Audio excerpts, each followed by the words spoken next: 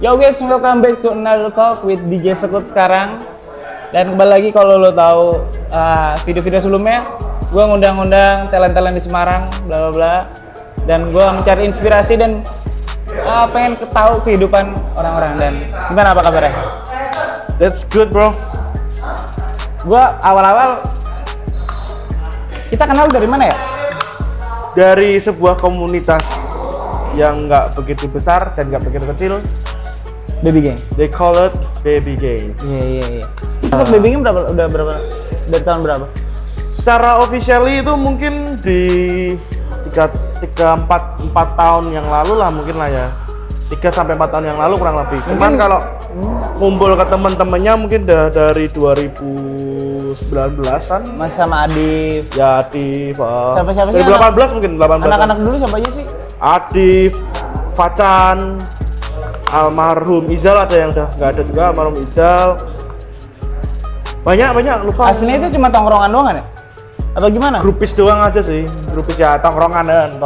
Anak-anak nongkrong aja. Nongkrong di sebuah klub di Semarang yang sekarang udah tutup. Seven itu nggak sih? Apa bukan? Bukan, Babyface. Oh, Babyface, masih nyaman Babyface itu lama banget, gue belum jadi DJ itu. Babyface. Nah, gue pengen tahu nih, lo nge-DJ berarti udah berapa lama? Aku nge-DJ baru 5 tahun, Zap. Baru 5 tahun, oke. Soalnya teman-temanku ada yang lebih senior dari aku. Ya cuman untuk saya pribadi 5 tahun itu bedanya hampir kayak 3 tahun, 2 tahun. Ya masih berproses lah. Iya. Aku awalnya fotografer soalnya. Awalnya Fotografer klub. Klub di mana tuh? Aku dulu ada di tempat karaoke, ada lounge-nya di Eleven. Sorry, motong dulu. Lu aslinya orang mana sih? Semarang asli. Dan kuliah lulus? Enggak, sama berarti. Tak lepas. Di USM Jaya.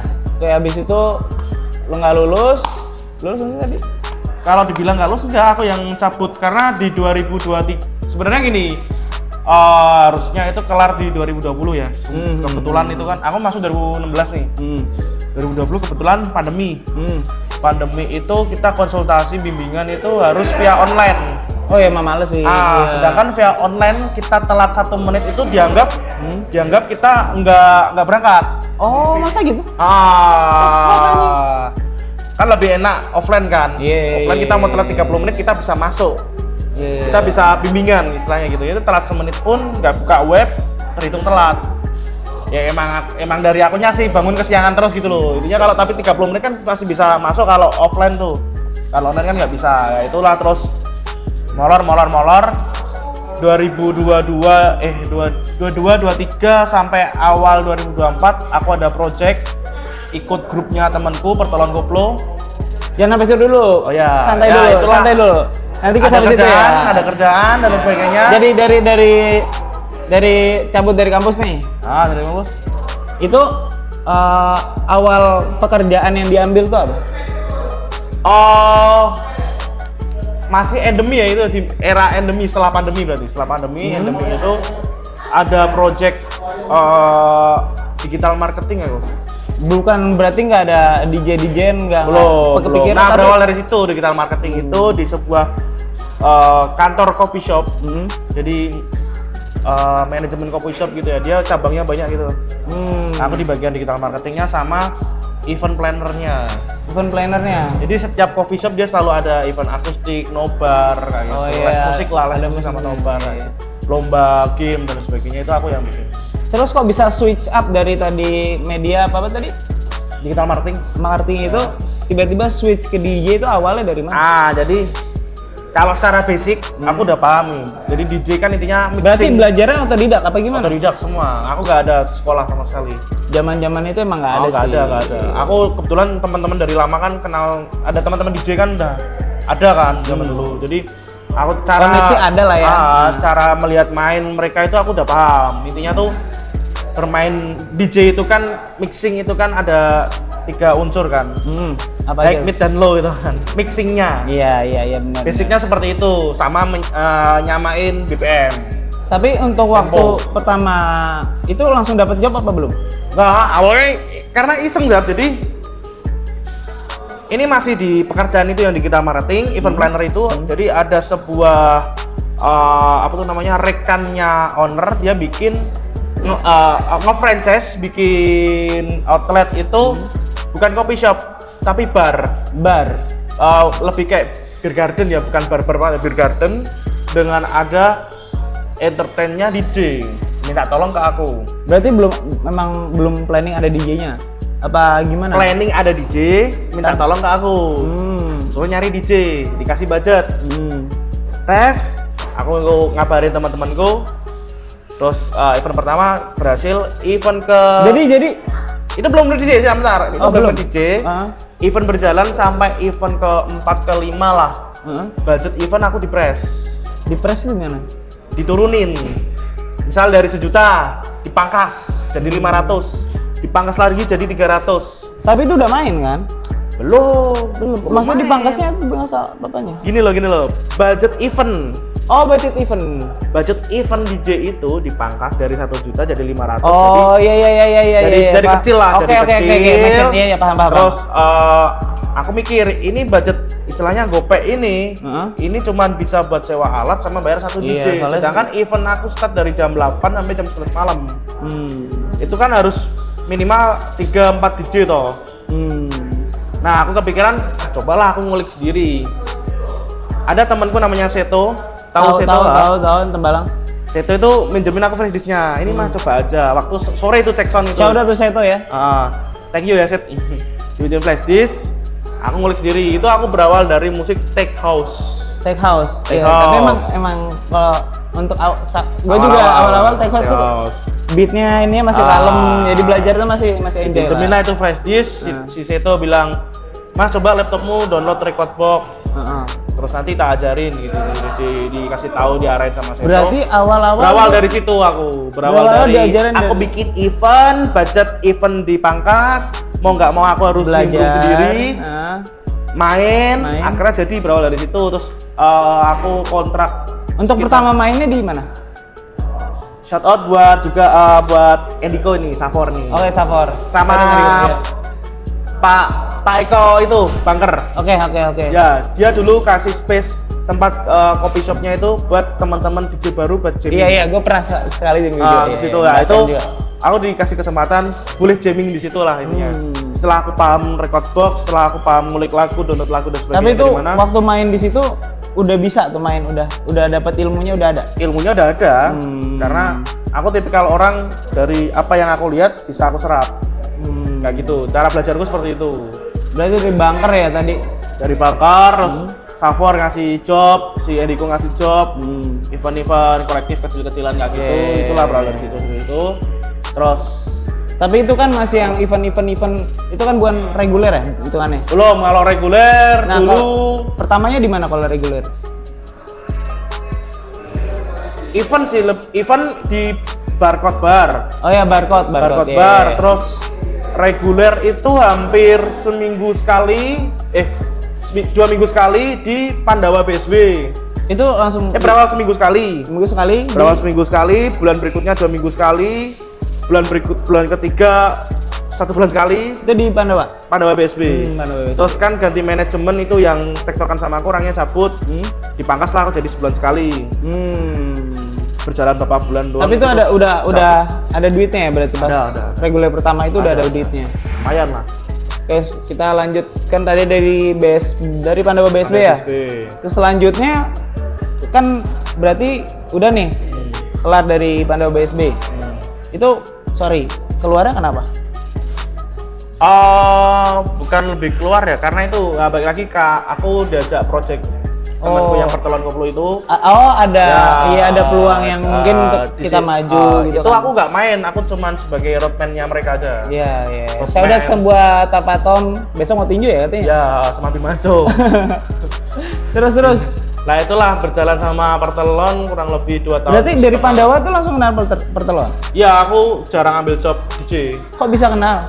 Sama pertelon? Iya. Pertelon teman lama aku semua. Oh alah. Papa Tom, terus manajernya juga itu teman lama aku semua.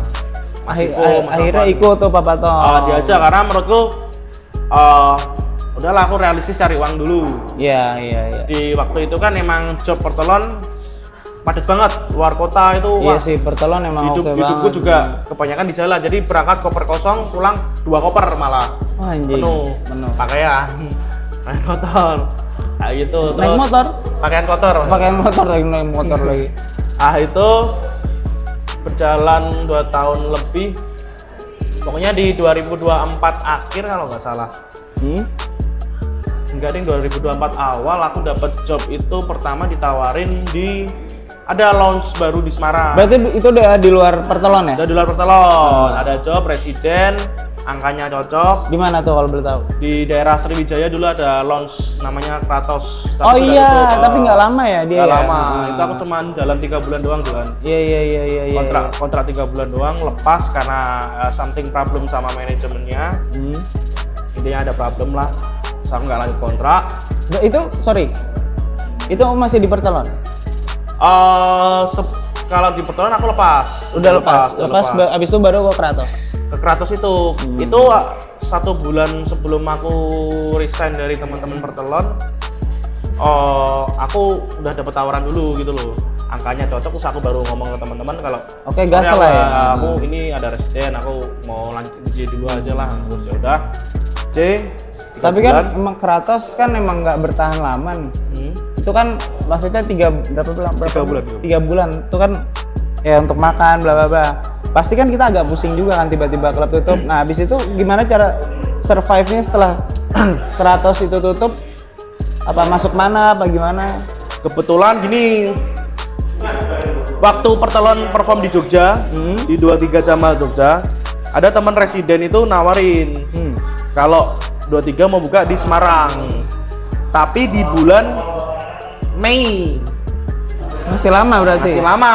Aku tuh di Kratos tuh cuman dari Desember 2023, Desember, terus 2024 Januari, Februari, setelah itu kelar. Terus kan ada Mei, Juni, berapa bulan lah ya? Ini ada waktu 1 bulan aku kosong itu, 1 bulan terus baru di 23 Harbor itu. Berarti dari mana tadi terakhir? Kratos. Habis itu langsung 23 Harbor? Apa gimana? Nganggur dulu kurang lebih 2 bulan. Nganggur 2 bulan, ya 2 bulan lah ya. Terus masuk di Harbor. Kok bisa masuk Harbor? Relasi itu penting bro, sumpah. Relasi paling penting. Ownernya temanku. Situ udah Enggak. Emang udah kenal. Kebetulan waktu di Jogja udah ketemu ownernya, ngobrol-ngobrol, ada project di Semarang, ditawarin lah. Satu frekuensi lah, enak buat ngobrol gitu. Harapan juga. Iya. Sekarang udah berapa lama berarti di Harbor? 2 tahun. 2 tahun lebih. 2 tahun. Lu sebagai apa sih kan kalau di klub itu kan ada DJ kayak yang gimana ya? Gua nggak tahu ada MD, ada head gitu kan. Iya. Kalau lu sebagai apanya? Gini, waktu mungkin belum ada setahun dulu di Harbor itu aku sebenarnya lebih kayak manpower ya. Karena 23 di Semarang kan Jogja, orang-orangnya Jogja semua nih. Yang asli orang Semarangnya tuh paling kayak DJ cuman aku doang. Terus beberapa staff lainnya cuman paling kayak tim server atau floor gitu doang sih. Kayak gitu. Terus jalan lebih dari itu nggak lama, sekitar 3 bulanan lah. 3 bulan masuk Harbor? Itu masih cuma manpower aja. Setelah dari 3 bulan. Tapi itu awal jamming apa langsung kontrak? Langsung kontrak. Kita nggak ada kontrak, langsung karyawan gitu aja. Langsung main bayar gitu? Main bayar bulanan gitu. Itu terus setelah 3 bulan lebih baru aku naik lagi. Sebagai MD di situ. MD itu apa? Music director. Oh iya, music director. Intinya bukan lebih kayak saklek ke musik director ya, lebih kayak yang bertanggung jawab di entertainnya 23 Harbor. 23 Harbor. Pokoknya kayak entertainnya 23 Harbor, entah kamu bikin eventnya, kamu yang berhubungan dengan mengurus band residennya ataupun teman-teman DJ residen yang lain. Mungkin bisa dibilang kayak panggung itu tuh tanggung jawab lo. Iya, gitu tanggung kan? jawabku. Iya, benar. Kayak gitu. Itu ya setelah bulan ketiga lah kok kayak gitu. Tapi keren sampai sih. Sekarang. Oh iya, Harbor baru renov ya? Kemarin setelah bulan puasa tahun 2026 kemarin, pas di bulan puasanya renovnya. Itu yang direnov apa aja? Cara cat, konsep, dekor, gitu, ada lightning juga katanya. penambahan lighting sih, penambahan lighting. Dan waktu kalau zaman dulunya kan kita masuk pintu tuh langsung ada botol shop kan. Ya, sekarang enggak. Sekarang di luar, di depannya. Bangunan botol shopnya di depan. Ya, bikin bangunan baru. Dan kerennya sih emang barnya di tengah sih. Barnya di tengah. Itu apa ya namanya, mungkin kalau jadi dilihat ikonik aja ikonik, sih. iya bener, bahasanya ikonik. Kayak gitu. Terus nih, gua mau nanya yang agak-agak gimana gitu ya. Enaknya jadi DJ atau apa sih? Enaknya jadi DJ. Mungkin ini pembahasanku nggak di DJ ya, ke semua lah ya. Semua profesi itu sebenarnya enak. Tergantung kita cara menikmatinya dan tergantung kita cara menjalaninya seperti apa. Tapi kan pasti dapat privilege untuk bungkus-bungkus cewek dong. Ya itu kan balik lagi ke personal orangnya. Kalau saya kan tidak memanfaatkan privilege itu. Nanti pas pertanyaan ini pip gitu, jadi orang nggak tahu. Nah, kalau saya memanfaatkannya privilege-nya ke arah membangun relasi. Tapi ya sekali bungkus juga nggak apa-apa lah ya. Bungkus makan, bungkus makan, botol, bungkus makan. Iya. Tapi kan pasti pernah lah kayak ada tamu nih, terus tamunya kebetulan dari awal aku nge-DJ sampai sekarang nggak pernah. Karena ada pasangan pastinya. Oh iya. Yang kedua jaga perasaan lah ya. Ya jaga semuanya. Ya, yang kedua apa ya? Kayak aku nggak mau menjadi profesi DJ itu jadi jelek, image-nya jadi jelek gitu loh. Oh DJ tuh ini sama stigma orang seperti itu. Itu baik lagi tergantung dari dirinya masing-masing gitu loh. Kalau kamu mau menjaga image profesimu bagus ya kamu jangan melakukan hal yang tidak seharusnya dilakukan kayak gitu. Entah di shout out buat siapapun pekerja dunia malam. Mau server, mau guard, mau manajer, mau siapapun. Kalau nggak mau profesimu direndahkan, kamu jangan melakukan hal yang tidak seharusnya dilakukan. Benar. Seperti itu. Kayak tadi kan gue nanya, nggak enaknya apa ya? Kalau nggak enaknya sih lebih. Tadi nanya enaknya. Enaknya. Oh tadi. Oh ya. Enak atau enggaknya? Kalau aku lebih global ya. Bentar. Oke, tadi kan enaknya nih gue nanya, udah nanya nih. Kalau nggak enaknya tuh apa sih? Baik lagi kalau enaknya tadi membangun relasi nih. Kalau nggak enaknya berarti apakah stigma orang atau nomor satu kalau gini nggak enaknya baik lagi ke stigma, baik lagi ke sudut pandang orang masing-masing nilainya seperti apa. Sejauh ini sih aku merasakan nggak enaknya itu jarang karena aku selalu menikmati apa yang aku lakuin. Jadi tetap enjoy aja ya. Enjoy. Menikmati aja ya. Ya, hidup mah dibikin enjoy aja. Terus nih kan sekarang banyak kolektif baru, banyak anak DJ baru. Nah, itu ada pengaruh nggak buat lu sendiri? Kalau pengaruh atau enggaknya pasti pengaruh karena gini. Mungkin tempat ya, outlet atau venue itu melihat DJ baru yang fresh. Mesti mereka mikirnya ini soal budget lebih gampang dinego. Mungkin kalau cewek DJ baru cewek karena cewek mungkin ngejualnya apa ya toket lah, memek fashionnya aku nggak mau nyebut itu tapi mungkin fashionnya gitu ya. Mungkin regenerasi itu pasti selalu ada, tapi baik lagi tergantung dari cara orang itu membangun personal brandingnya seperti apa. Kalau aku sendiri selalu guyup ya, aku kenal teman-teman baru ya tak kenali, tak ajak berteman yang bagus, membangun koneksi yang bagus. Jadi biar kedepannya semakin aku tua itu ekosistemnya tetap terjaga, tetap berjalan kayak gitu. Berarti untuk anak-anak baru sekarang kita support aja ya. Support banget. Support. Sebenarnya kalau kalian ya support sama bajingan mainmu elek bedake sih. Iya. Itu lebih kayak pressure ya biar dia tetap berjalan gitu ya. Sama kadang bikin tweet atau di Instastory toket iki lho skillmu dinilai itu kan sebenarnya buat reminder ya, berarti ya reminder doang gitu. Soalnya zaman-zaman kita merintis sama zaman-zaman anak-anak baru itu menurut gue ya itu beda jauh sih. Dulu gue sampai ke klub ke bar gitu, Mas ada nggak ini DJ-nya udah ada belum, nggak usah dibayar, nggak apa nasi goreng doang nggak apa-apa deh. Untuk sekarang kan kebanyakan tinggal lu ada kolektif, bikin, ngajuin, event, ada dana berapa, bikin, udah bisa main. Dulu mana ada kolektif kayak gitu, Nggak nggak ada. ada. Kita yang awal. Kalau dulu emang kita jemput bola kayak Iya. ya minimal kenal dulu sama DJ-nya dulu, kenal MD-nya atau head-nya, kenal deket, terus istilahnya ngejilat dulu lah kayak Iya. gimana, terus Mas aku bisa nge-DJ loh, aku boleh nggak jamming-jamming. Sama-sama. Tapi nggak apa-apa emang. Emang prosesnya seperti itu Emang, rata-rata sih. Iya. Untuk DJ sekarang emang jalan kalian seperti itu. Ya. Nggak ada salahnya juga. Kalau DJ baru sekarang ya paling gampang ya itu masuk ke kolektif itu tadi, masuk kolektif atau bikin kolektif, tujuannya buat membangun brandingnya dia sendiri juga. Ada belum tentu dia performnya bagus. Kalau zaman dulu dia ditingkatin dulu performnya, ditingkatin dulu skillnya, dibagusin dulu skillnya, baru jemput bola itu tadi. Minimal main rapi, minimal tahu crowd, tahu flow dan lain sebagainya kayak gitu. Berapa menit? Oh, udah. Gue mau nanya nih. Lu kan sebagai head di Harbor, Ya 23 Harbor. Harbor. Kenapa orang-orang harus datang ke sana? Kenapa? Karena murah. Karena murah, Kalau mau mabuk party di Harbor itu murah pasti. paling murah. Ya ini apa ya? Aku nggak mau mempromosikan Harbor kayak gimana pun itu enggak sih, nggak ada niat tujuan apapun. Cuman emang Harbor tuh murah harganya.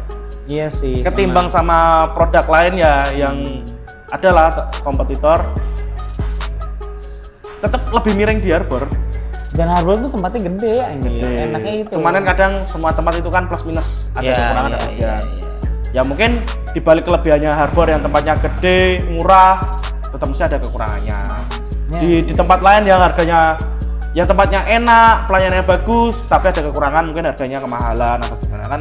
Plus minus aja sih, ya semua tergantung dari teman-teman party people, mereka mau kemana, tujuannya mau apa kayak gitu aja. Oke. Cuman kalau dari 23 Harbor kita memberikan sebisa mungkin pelayanan terbagus juga, melayani juga yang bagus, musik juga aku memberikan kualitas musik teman-teman DJ resident yang bagus juga. Pasti enjoy lah ya datang ke sana, Biar nggak enjoy, mungkin rugi beneran. Oke nih, ini udah 22 menit. Ada pertanyaan terakhir. Apa itu? Ada pesan-pesan apa nggak buat DJ yang masih merintis baru-baru untuk sekarang? Buat teman-teman DJ yang baru ya kayak kalau menurutku sih lebih kayak yang pertama pastinya kamu harus membangun personal branding. Personal branding, yang kedua membangun koneksi, relasi, berteman sama semua orang siapapun itu. Tapi yang masih circle per-DJ-an lah, permusikan lah ya. Yang ketiga ini meliputi semuanya sih, lebih ke attitude aja. Attitude harus dijaga. Attitude nomor satu berarti attitude ya. Harusnya nomor satu, iya. Attitude, personal branding, bangun koneksi. Pokoknya semangat aja. Semangat. Pasti ada jalannya, tapi jangan lupa kalau lu jadi, nama lu jadi, jangan pernah jadi orang sombong. Nah, itu jangan pernah.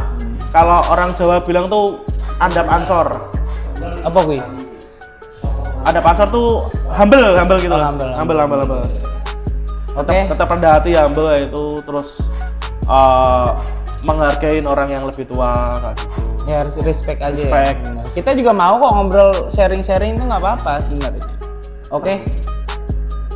Gue dengan DJ Sekut Sep kita akhirin. Jangan kita ulang. Gue ngeblank. Alright guys, jadi itu dia cerita-cerita dari DJ fucking Sekut Sep. Thank you ya udah mau gue interview. Aman. Dan kita cabut. Peace. Jangan lupa subscribe, like, dan komen, di-share ke semua lonte-lonte kamu. Oke.